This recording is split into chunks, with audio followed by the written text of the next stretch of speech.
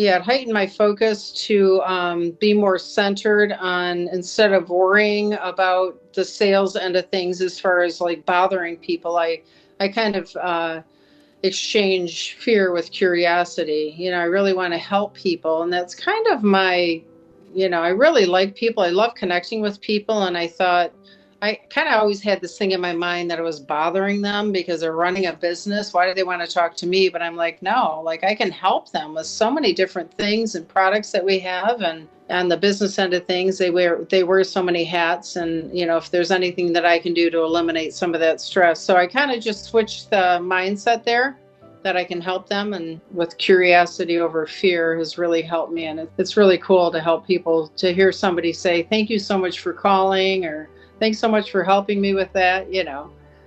I've listened to Tony Robbins for years. I feel like I know the man. All the greats I've listened to. I've seen many, attended many groups, but I've never had the specific tools that you provide and the timelines to finish them. The Future Vision Forum, absolutely, 110% I would recommend.